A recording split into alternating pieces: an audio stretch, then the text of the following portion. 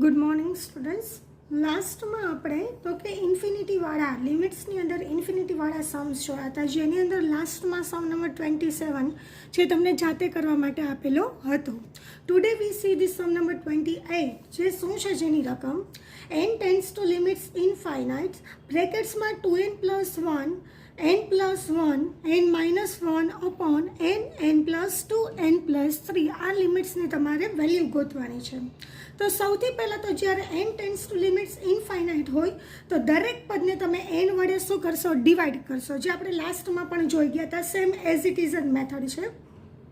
So n tends to limits infinite 2n divided by n plus 1 by n બ્રેકેટ્સમાં n by n plus 1 upon n બ્રેકેટ્સમાં n by n minus 1 upon n by n upon n plus 2 upon n upon n plus 3 upon n. એટલે કે દરેક પદને તમે n વડે શું કર્યા છે, ડિવાઈડ કર્યા છે. જો n વડે આપણે ડિવાઈડ કરીએ તો શું થશે, તો કે n tends to limits infinite 2n divided by n equal to શું થઈ જશે, 2 plus 1 by n. n upon n એટલે કેટલા થઈ જશે, 1 plus 1 by n. n upon n again 1 minus 1 by n upon n by n એટલે 1. n by n એટલે 1 plus 2 upon n. n by n એટલે 1 અને 3 by n એટલે કેટલા થશે, 3 by n. તો આ તમે શું કર્યું છે, તો કે દરેક પદને n વડે ડિવાઈડ કર્યા છે. હવે આગળ સિમ્પ્લિફાઈ ન થઈ શકે તો આપણે શું કરશું, તો કે n tends to limits infinite 1 by n ની વેલ્યુ કેટલી થઈ જશે, 0. બાકીનું એઝ ઇટ ઇઝ રાખીએ તો 2 plus 1 by n equal to 0. 1 plus 1 by n equal to 0. 1 minus 1 by n equal to 0. 1 plus 2 by n equal to 0. 1 plus 3 by n equal to 0. જેની value થશે તો કે 2 plus 0 equal to 2. 1 plus 0 equal to 1. 1 minus 0 equal to 1. 1 plus 0 equal to 1. 1 plus 0 equal to 1. So 2 into 1 into 1 equal to 2. 1 by 1 by 1. તો કેટલા થઈ જશે, answer 2. So that is the answer of limit is a 2. એટલે કે આ લિમિટ્સનો answer કેટલો આવે છે, 2 આવે છે. હવે તમે સેલ્ફ પ્રેક્ટિસ માટે સેમ આ સમ નંબર 28 કર્યો છે એ જ રીતની મેથડથી તમારે સમ કરવાનો છે. તો સેલ્ફ પ્રેક્ટિસ માટે રકમ છે n tends to limits infinite 3n - 1 4n - 2 upon n plus 8 n minus 1 જેનો આન્સર આવે છે 12. તમે શું કરશો, તો કે દરેક પદને સૌથી પહેલાં n વડે ભાંગશો અને ત્યારબાદ n tends to limits infinite 1 by n ની વેલ્યુ કેટલી મૂકશો, 0 મૂકી અને તેનું સિમ્પ્લિફાઈ કરશો તો જેનો આન્સર 12 આવે છે. નેક્સ્ટ સમ નંબર 29 જેની રકમ શું છે, x tends to limits infinite. અહીંયા n ની જગ્યાએ x આપેલા છે, બાકી એઝ ઇટ ઇઝ છે. તો આપણે કહીએ છીએ ને n ની જગ્યાએ x આપ્યું તો રકમમાં પણ x વાળા જ પદો હશે. તો ટ્રીટમેન્ટ સેમ આગળની રીતે જ થશે. સો x tends to limits infinite 2x² + 7x + 5 4x² + 3x - 1. તો સૌથી પહેલાં તમે શું કરશો, તો કે પહેલાં અંશ અને છેદ બંનેને x² વડે ભાંગી નાખશો. તો x² વડે આપણે ભાંગીએ તો શું થશે, તો કે અહીંયા આપણે x² વડે ભાંગશું તો પહેલાં સામાન્ય કાઢી લઈએ તો 2x² upon x². તો કેટલા થઈ જશે, 2 પ્લસ 7x upon x² તો કેટલા થઈ જાય, 7 by x plus 5 by x² divided by આ x² ને ભાંગીએ તો શું થશે, તો કે 4x² upon x² કરો એટલે 4 પ્લસ 3x upon x² એટલે 3x minus 1 by x². હવે x² અને x² શું થશે, કેન્સલ થશે. તો વધશે શું, x tends to limits infinite 2 plus 7x plus 5x² upon 4 plus 3 by x minus 1x². હવે આપણે જોઈ શકીએ છીએ કે x tends to limits infinite જેમાં 1 by x ની વેલ્યુ કેટલી આવે છે, 0. સો 2 plus 7 by x equal to 0 plus 5 by x² equal to 0 upon 4 plus 3 by x equal to 0 minus 1 by x² equal to 0. So 2 plus 0 plus 0 equal to 2. 4 plus 0 minus 0 equal to 4. So છેદ ઉડાડીએ તો 2 2 કેટલા થશે, 4. તો એનો answer કેટલો આવે છે, 1 by 2. This is the answer of limit is 1/2 એટલે કે આ લિમિટ્સનો આન્સર 1/2 આવે છે. અગેન શું કર્યું છે આપણે તો કે દરેક અંશ અને છેદ બંનેને x² વડે શું કરેલા છે ડિવાઈડ કરેલા છે. તો x² વડે તમે ડિવાઈડ કરો તો શું થશે 2/x² ઇક્વલ ટુ શું થઈ જશે 2 plus 7/x² = 7/x plus 5/x². 4x² કરો તો શું વધે 4. 3x² કરો તો કેટલા વધશે 3/x માઇનસ 1/x². અને ત્યારબાદ તમે સિમ્પ્લિફાઈ કરતા એનો આન્સર આવે છે 1/2. So this is the answer of limit is 1/2. Next sum number 30 જોઈએ. જે શું છે n tends to limits infinite 1 plus 2/n raise to n. જુઓ હવે આગળની મેથડ કરતાં આ મેથડ અલગ થઈ ગઈ છે. n ટેન્ડ્સ ટુ લિમિટ્સ ઇનફાઇટ જ્યારે પણ કોઈ પણ પદની માથે n ઘાત હોય ને n ટેન્ડ્સ ટુ લિમિટ્સ ઇનફાઇટ હોય તો એની ટ્રીટમેન્ટ કઈ રીતે કરવાની તો કે સૌથી પહેલાં અહીંયા કેટલા છે 2/n છે તો એનું વ્યસ્ત આપણે ઘાતમાં લેવાનું થાય. તો 2/n છે તેનું વ્યસ્ત લેવું હોય તો શું કરવું પડે n/2.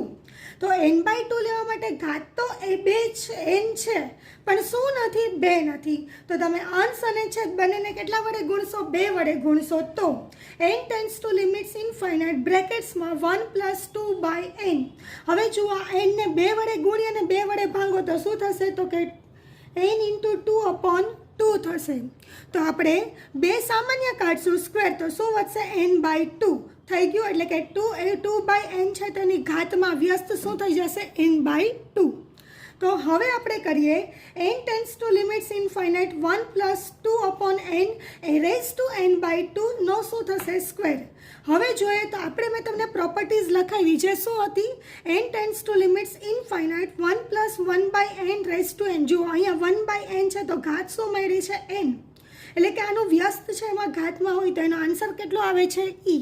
તો અહીંયા પણ 2/n છે તો એની ઘાત કેટલી છે n/2 છે અને 1 plus 2/n raise to n/2 તો એનો આન્સર કેટલો આવે છે e. આ બ્રેકેટ્સનો આન્સર e અને એની ઉપર શું છે સ્ક્વેર તો e². એટલે કે ધીસ લિમિટ્સનો આન્સર કેટલો આવશે e². Next sum number 31. જે રકમ શું છે x tends to limits infinite 1 plus 1/2x raise to x. જો હવે અહીં આપણે જોઈ શકીએ છીએ અહીંયા 1/2x છે તો અહીંયા કેટલા આવવા જોઈએ 2x હોવા જોઈએ ઘાત. એટલે કે 1/2x છે તો ઘાતમાં એનું વ્યસ્ત કેટલું થવું જોઈએ 2x. પણ છે ખાલી શું અહીંયા x જ છે તો 2x લઈ આવવા માટે આને પણ તમે 2 વડે ગુણી અને 2 વડે શું કરશો ભાંગશો. જેના માટે x tends to limits infinite 1 plus 1/2x raise to 2 × x = 2x raise to 1/2 કરશું કેમ કે છેદમાં ઘાત છે 2 તો 1/2 કરી શકીએ આપણે છૂટું પાડીએ તો બરાબર. x tends to limits infinite 1 plus 1/x raise to 2x raise to 1/2 તો આપણે જોઈ શકીએ છીએ 1/2x તો ઘાત કેટલી છે 2x તો એનો આન્સર કેટલો આવે છે e રેઝ ટુ 1/2. તો 1/2 ઘાત છે ખરેખર શું કહેવાય વર્ગમૂળમાં કહેવાય તો વર્ગમૂળમાં e √e. તો આ લિમિટ્સનો આન્સર કેટલો આવે છે √e. Next sum number 32.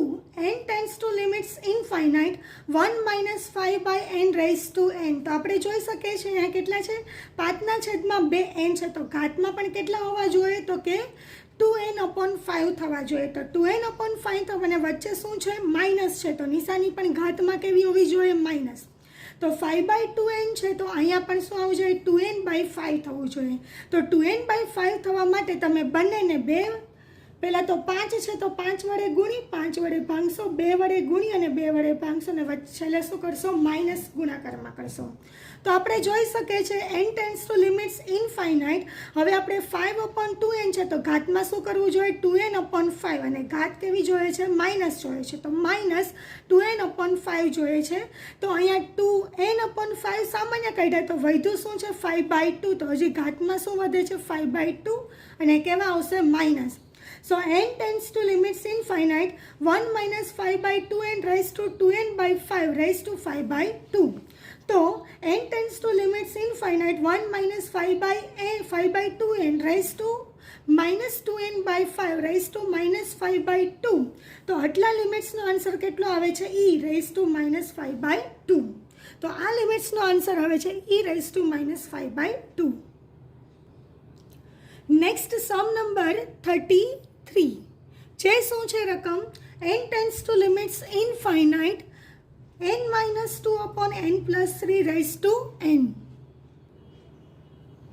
તો સૌથી પહેલાં તો અહીંયા બંનેમાં અંશ અને છેદ આખા કાઉન્સને n ઘાત લાગુ પડે છે. તો આપણે છૂટું પાડીએ તો થશે શું? તો કે n tends to limits infinite 1-2n raise to n, કેમ કે દરેકને આપણે n વડે ભાંગીએ છીએ.